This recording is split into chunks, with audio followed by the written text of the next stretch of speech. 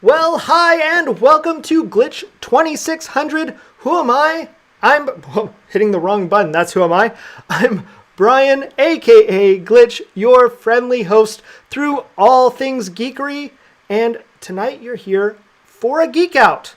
What's a Geek Out? Well, a Geek Out is where you can ask your questions live on the air and get those answers right back. Now, I know I planned this one last minute, popped it up there, so there wasn't much of a chance for anyone to get notice. So, of course, that means we may or may not have much for questions tonight. But luckily, everyone has submitted questions ahead of time, so I do have a chunk of those that we'll be able to cover. And keep in mind, after this, we'll be doing our monthly happy hour, which is our happy hours are just like our Geek Outs, except for we talk about Iowa craft beer, aka, or different Scotches, spirits, and fun things like that. But we'll still answer those tech questions if you want. It just means we have refreshments. So the longer the happy hour goes, the more friendly I am, but possibly less helpful. Who knows?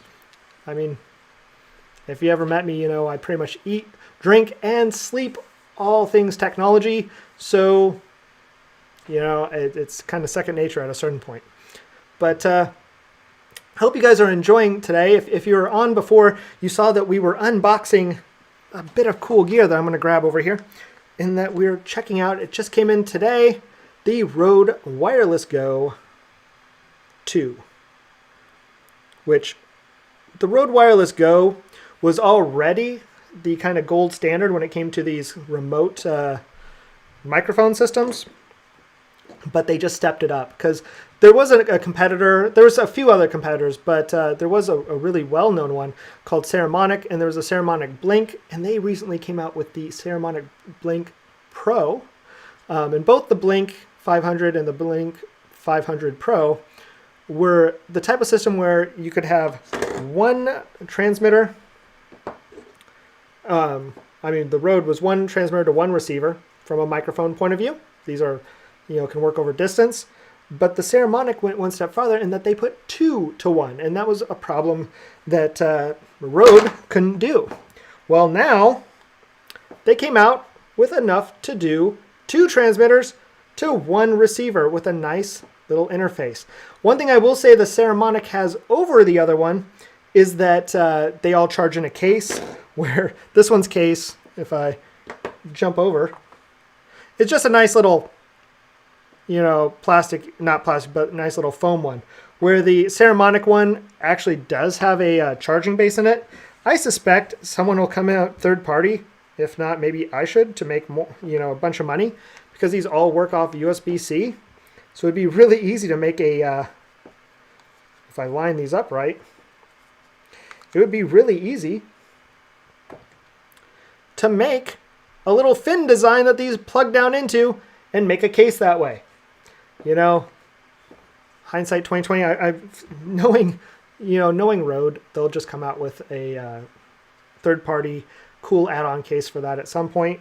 But either way, like I said, these just came in today. Lots of new enhancements. I'll be covering them all this weekend. So if you are interested in that, if you're interested in microphones and where you can use them, we'll be covering that and covering the distance and why you might want these specifically, because I cover a lot of different mics. I plan on working on one about the MXL 770, which is a condenser mic, kind of bigger one. Kind of like you can see with my Yeti that I pull in right here with the little dead cat filter on there. Which don't really need a whole lot of that here because it's not very windy. But there's that. But again, if you have a question tonight, all you have to do is type Q in front and then type out your question either on Facebook or YouTube, wherever you're at, and I'll see that and be able to answer it for you. And I'll catch it, and I'll have my people in the background catch that. If you're catching this on the replay, you can still do that, and I'll catch your questions, which brings me to the questions I already have for tonight. So I've had a set of different questions. So one was one that came in where a person needed a different dongle for their Mac, what they thought to be able to connect external video. In talking to them, they already had one that used 2 ports on the side of their Mac. So if you look at the ones by a group called Hyper, in fact, I'll see if I can bring that up so you guys kind of see that. Let's type this into our handy dandy dock here, Hyper dock. Yeah, it's called a Hyper Drive. So let's get this all lined up and working. We'll act like we've done this before. So we'll show you this one, because this will be screen 2. Uh-oh. Maybe. The joys of live streaming here. So let's flip back over and we'll set this up. So you can kind of see that right there. This one right here where there's 2 ports on the side. If I click into there, this is what they had, or this one right here is probably a better version of it to kind of see. See if we can get that to come up. There you go. That's what they had. So they were having trouble with this video because the 2 little things on that right side go into the side of their Mac. And so they thought they needed another container for that, or another dongle because it was acting up. Well, what really had happened from talking to them is that as I had them test USB ports by putting in a different USB reader, a USB thumb drive, they found out their USBs weren't working quite right. Now, my question to them when they first brought that in is when I told them, hey, can you try a thumb drive on there? They went, well, I put power on plugged into each port because the Mac has 2 or each ports on each side, depending on which model you have. You'll have 2 or 1. They were still getting power. Well, in this error that we're going to cover, that will always work because it's just the power. It's not data. So in this case for them, that thing was failing because one of the ports wasn't passing data. And as soon as they plugged in a thumb drive, they found out really quick that it wasn't reading the thumb drive. So that required us to do a next set of troubleshooting steps. So the first thing you're always going to hear is restart. I mean, that's pretty much the go-to for all people with it, because software and computers do have errors. They load into memory. That memory can corrupt, all different things, and a restart helps. When a restart doesn't, we go to the next step, and that's a full shutdown. And there's a reason for that. See, when your computer boots up, it reads from its hard drive. That's its long-term storage, and that's where everything goes when it's shut down. But to run everything, it runs off RAM, random access memory. And that memory only stays constituted while there's power. Well, a lot of times when you reboot, that cuts it long enough that RAM clears, but every now and then we find that your computer boots just fast enough that you might still have errant code in your memory. So by shutting down, we cause that random access memory, that RAM, the stuff that makes your computer a lot faster most of the time, we cut power from that so it blanks out.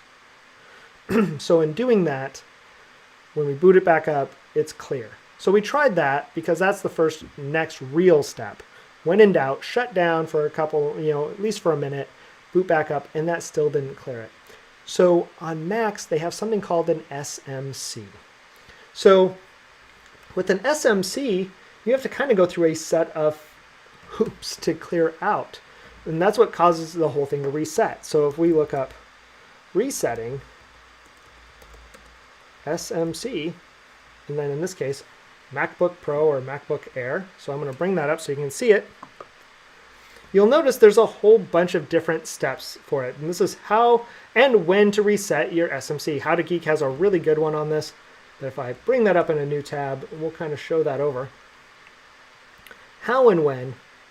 What does the SMC do? It's your system management controller. And that's important. Let's pause that because we don't want that playing. But what's it actually do? Well, it responds to the power button.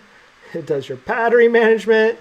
your sun motion detector, so if you have a spinning disc, your keyboard backlighting, all sorts of stuff, and a level of your peripherals.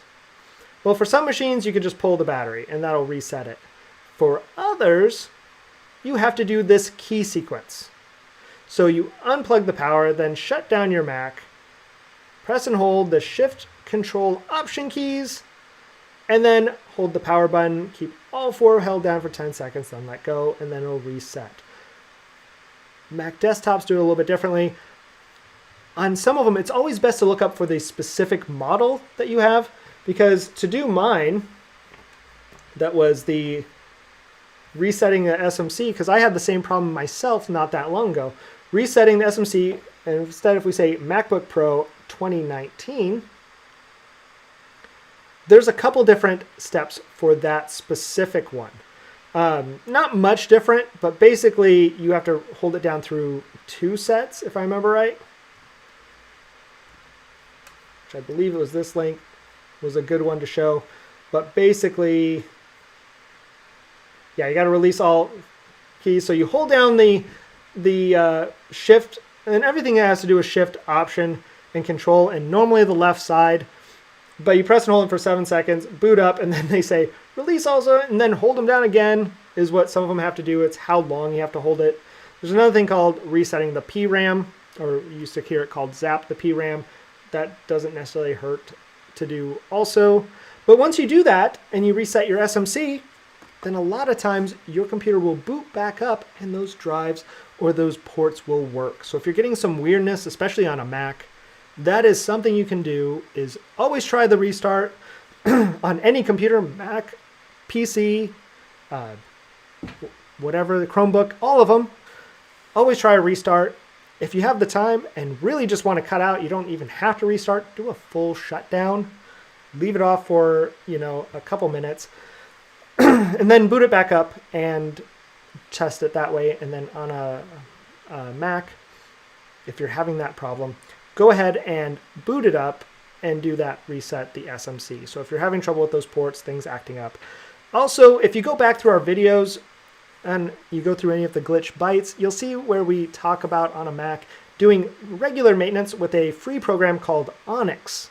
If you do search for Onyx for Mac, you'll find it. You have to get it specific to your OS, but it is free. And so just download it. You can find out which one is your version of your Mac by going up to the Apple About This Mac. And then it'll tell you on that next window, if we pop back over here, see, it'll tell you, like right now, this one's not on Big Sur, it's on Catalina 10.15.7.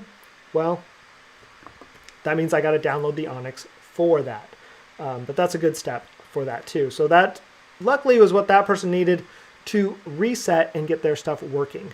Now I will say we were talking originally and I thought it was just them wanting a dongle and that they had a bad port going, but as we went into further testing, that's where we realized at first they were talking just an HDMI add-on. And I'm sorry, I don't see much use unless you're using something like a Nintendo Switch, or if you have a tablet even. I don't see much use for just an HDMI dongle. If you're going to spend the money, an HDMI dongle half the time costs a cool $30 to $40, and you can get a dock that adds USB ports, a network port, and HDMI for about $20-$30 more. And why buy all those dongles and all those things more than you need to? I'm the type that likes to carry one dongle to rule them all, much like making the trip to Mordor. That's the way I roll. So if you can, it's one of those things where I talked about not that long ago, it might have been the last Geek Out, that buying the right equipment up front sometimes it might cost a little bit more at first, but saves more in the long run. Laser printers versus inkjet printers. This might seem cheaper to get the inkjet printer at first, but those consumables will kill you.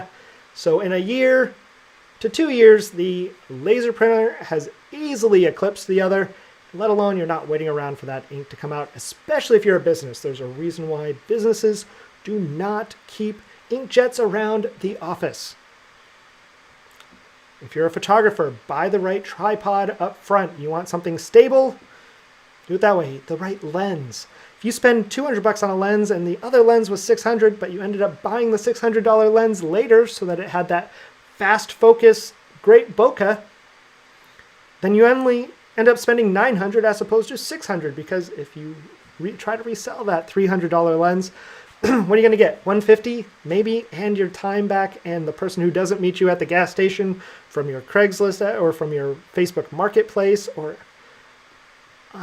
nobody's got time for that. I mean, there's a whole meme on the internet about that. So that is my rant on that area. But that's something that came up this week, was that specific question.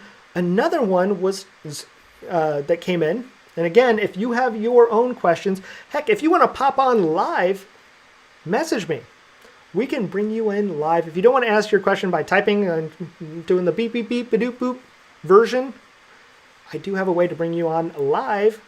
If you have a webcam, if you don't want to show your face, we can still bring you live via voice. I only ask that you wear headphones during it so that we don't get the weird feedback, just like the radio.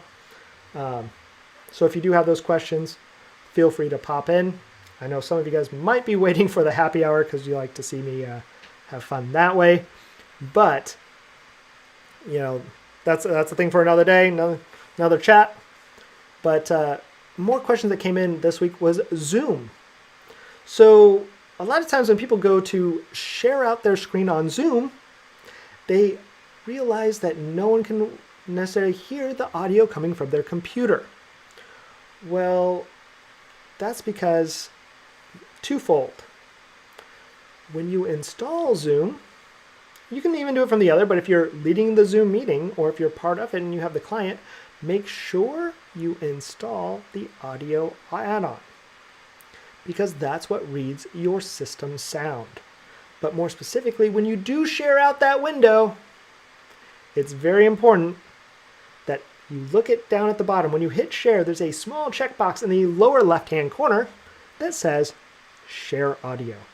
If you didn't set up the installer to have your system audio, when you check that, it will ask you to do it. And it will load a little codec. It's not its own app, but it will come up and allow you to do that. So you pop that in there, then it'll have the audio from your system, and then you can play it through. But doing that will help get that through there. That was a problem that was submitted earlier this week, trying to figure out why system audio never worked for them, and it's because they didn't have the add-on and were missing that checkbox. So you can grab that from the Zoom website. In fact, it's just part of the installer when you bring it in.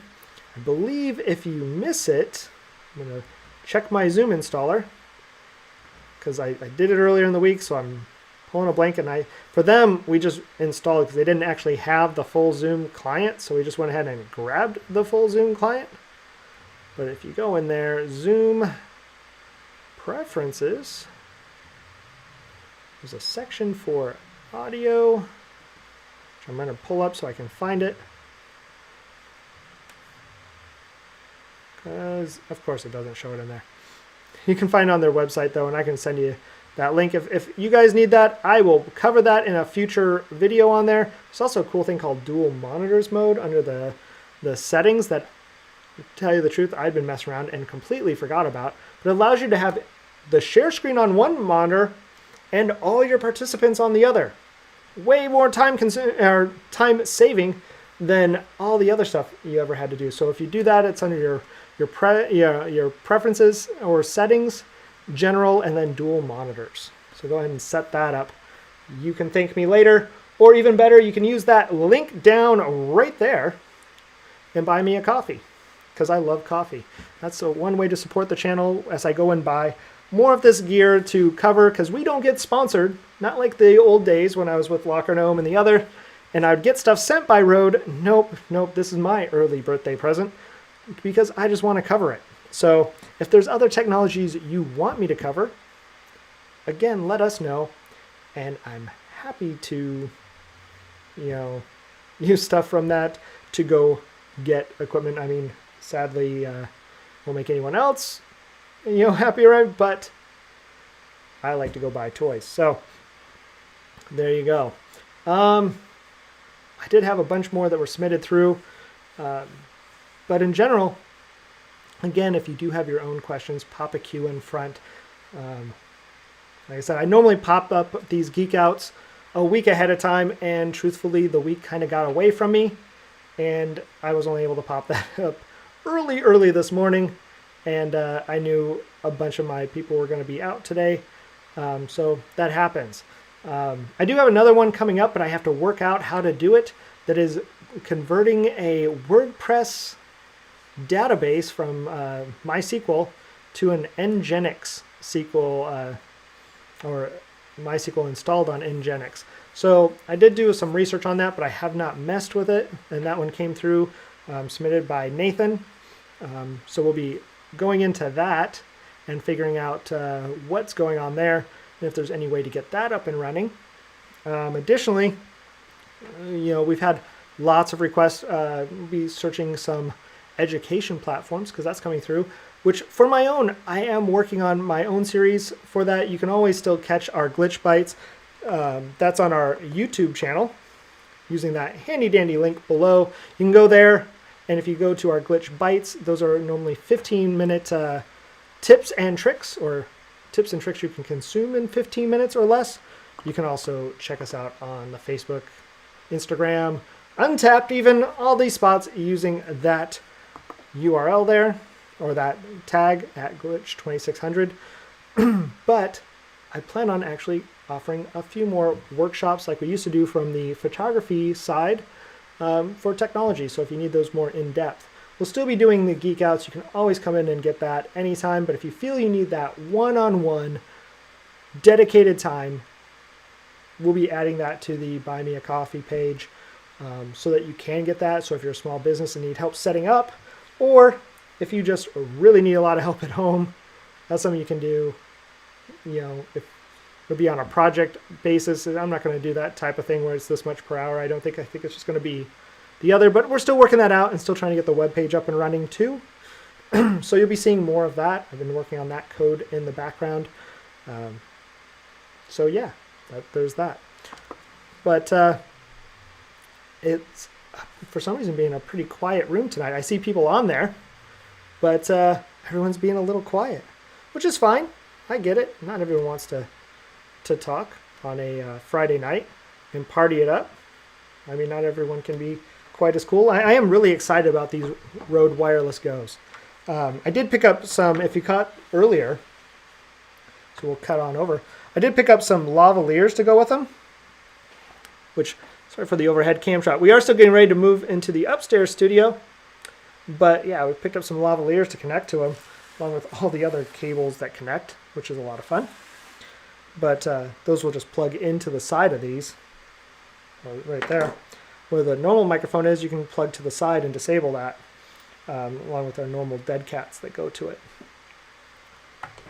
But yeah, I'm really excited to mess with these this weekend. Not gonna lie, it's gonna be cool to be able to connect the receiver into my Live Track L8, which is a 8-input soundboard. I'm not using that today. Right now, I'm still using the Yeti right now. But I'll be able to plug this directly in, and with my access to the 4 other condenser mics and then this, I can do quite a bit, and especially on Clubhouse.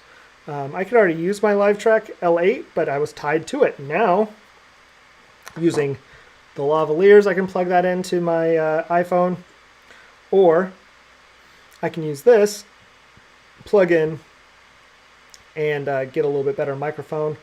I'm really excited to see how the cabling works. I know this comes out as a microphone on here, so I'll probably have to get a splitter. That's the only thing, since this one is a microphone in. How am I supposed to monitor the audio coming out of it? So I'm going to test and see if the AirPods can work for just the sound. So on a computer, you can go in and say, hey, output be here, input be this.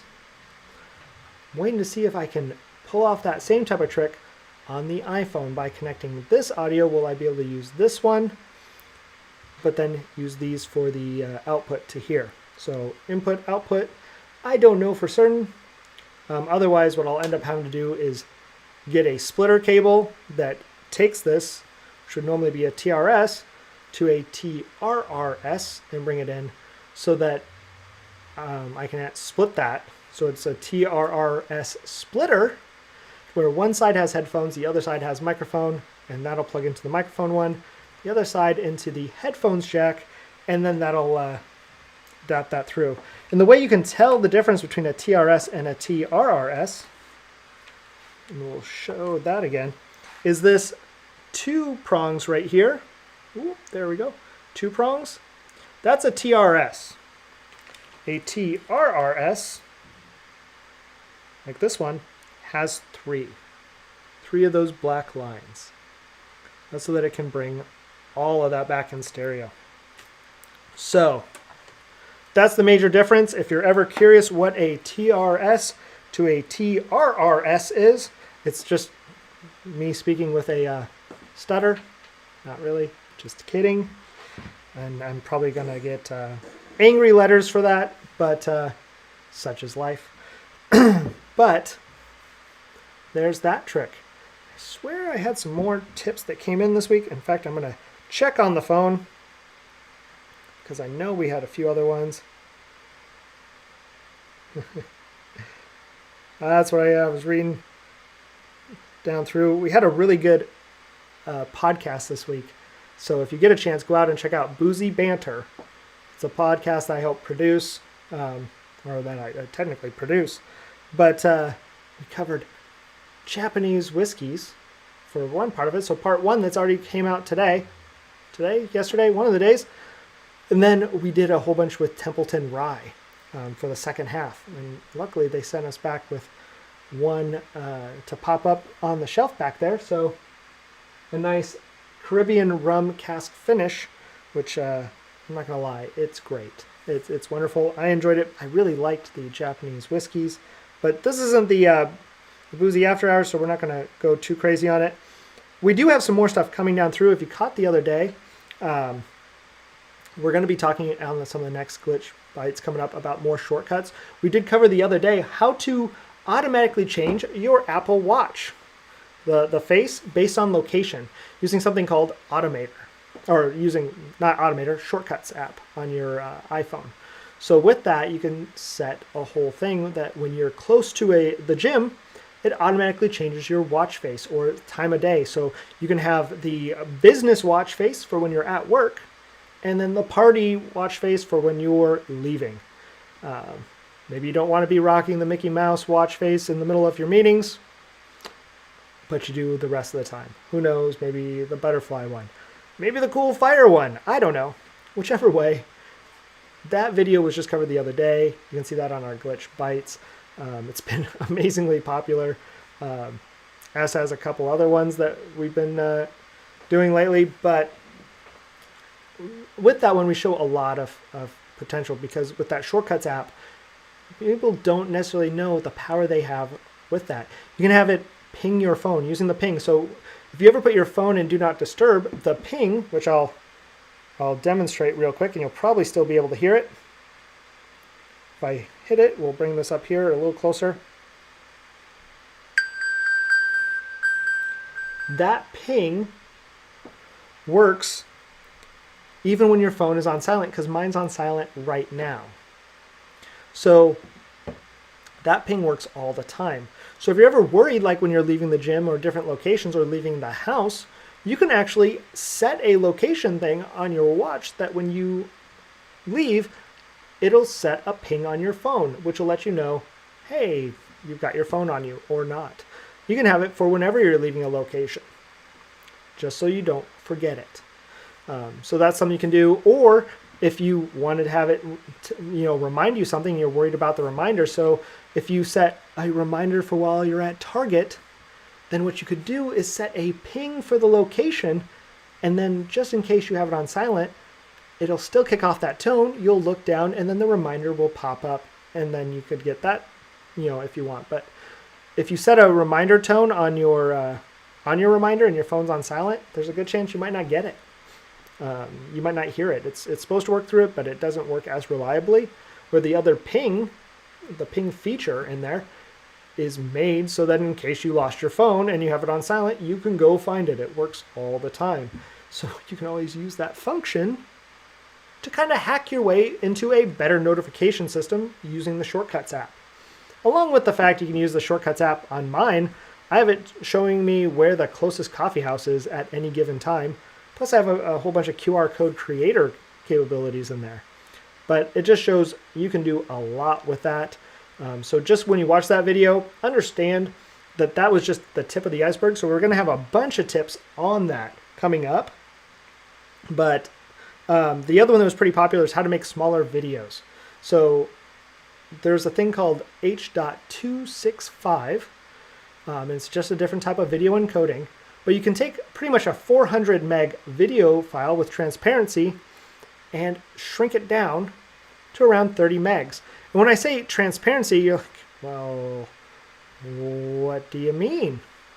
Well, what I mean, let's see if I can go over here and show one, is something like this, where we have, the super large Christmas file. Wow, that thing is huge. But that's not the normal graphic for it. I'm using the beta of my Ecamm software, so it normally looks more like real snow. But we're able to take something like that and make it a little bit smaller and get that to work. So that type of file like this, where it's transparent, is normally around 400 megs to get made. And instead, when we re-encode it with the H.265 or .265, we're able to shrink that down to 30 megs, which saves you a bunch of disk space, especially if you have to keep those videos local for your broadcast or your quick edit, if you're a content creator, for that toolbox that you have. If you have that down local, you can always keep the big file, the master one, out on your archive servers or your archive drives, and keep the other ones down local and not necessarily blow out your internal hard drive. So that's something that we covered that was kind of in the last week or two since the last Geek Out, which could be pretty helpful. And I've seen a lot of people pop in and out. Again, as a reminder, if you're new, you can say hi. We'll pop you up and say hi. Otherwise, if you have a question, remember you can put Q in front and get your questions answered live on the air. Any tech, geek, photography, security, computer question, we can cover it. Really, we've talked about a lot. This time of year, there's a lot of different style of frauds that come through. There's a bunch of new malware and new ransomware that came out for the Mac, because yes, Macs can get viruses. I use a piece of software called Intego, and it's catching a new one out there that wasn't detected on a lot of machines by some of the big names because it hasn't downloaded its payload yet. So it wasn't doing anything bad yet. But luckily, Red Canary, which is a well-known security firm, found it, kind of came out with some of the telltale signs, and a lot of places are updating. Inigo already had it, so that's probably the reason why I use them. But keep in mind, if you are a Mac user, you still have to have antivirus because malware still comes down on there. And a long time ago, you could almost kind of say you didn't get it on the Mac, only because the market share wasn't that big. So if you're going to code a virus, are you going to code a virus for the smallest percentage of people? I mean, back when Macs were a small percentage of people, then no, you want the biggest bang for your buck. Windows was king. On top of that, Macs were generally later built on Linux and Unix technology, which a lot of hackers use Linux and Unix. So why would you create a virus that could come back on you?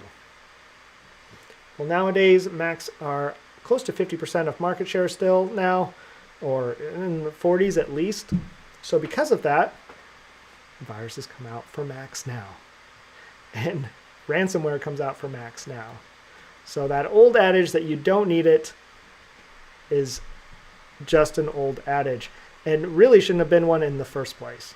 I mean, is it not better to have the protection and not need it than to need it and not have it? Isn't that the saying? So I use, like I said, one called Intego. There's lots of great ones out there, even on the PC. Intego works for PC also. And what I really love about them is that you can install it on two computers at the same time. and that's considered part of their licensing. In fact, all their licensing is in prime, or not prime, but odd numbers. You buy it for 1 computer, so it's 1 to 2. You buy it for 3 to 4, so it's 1, 3, 5. I think this goes that way, because they always let you put on at least a laptop and a desktop, 2 desktops. They'll let you install it on 2 computers at any given time. Kind of like sharing a Netflix account. Not saying that anyone should ever do that, but I also understand people do that, even though they're not supposed to. And I also understand that Netflix says every year they're going to crack down on it, and I still keep paying for mine. I wish people would want to share theirs with me, because I would love to not pay, but I'm just kidding. I pay for the content I watch, which is why I'm paying for HBO Max right now, because I love me some Doom Patrol. Just saying. That's the geek in me. Loving all the fun bits and kind of comic book add-ins, which was a completely different tangent, but when I'm talking to myself, that's what I get to do. So I think I'm going to wrap this up, because mostly from talking to myself, my throat's gone dry. I'm going to go line up the beers for the happy hour. So if you want to stick back around, I'm going to go back live probably in about 15 minutes or so, 5 minutes early again, to cover the beers at around 9 o'clock. And we're going to cover at least 2 of them, but that you can still ask those tech questions. You can jump on and do it then. If not, I'll at least just be talking cool things about the beers. And so if you like craft beer, that's a good time to do that too, because why not? There's still cool science there, even if you can't get that one there. And again, we could still talk on technology. So I hope you had a great time. I had a great time. Hopefully you got something out of this. Hopefully, if you're really interested in the Rode wireless Goes, you'll catch us as I'm recording more this weekend, and we'll be releasing stuff either this weekend or early next week.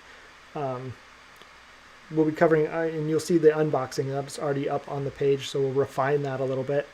But we'll be covering, like I said, some testing to see about how far it covers distance-wise, some of the software features in there, because there's a lot of cool software features inside of this stuff.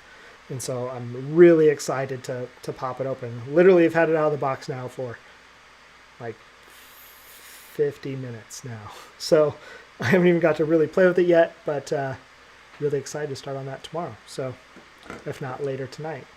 But again, I hope you had a great time, and we'll catch you on the next one, which, like I said, we do Glitch Bites every Monday.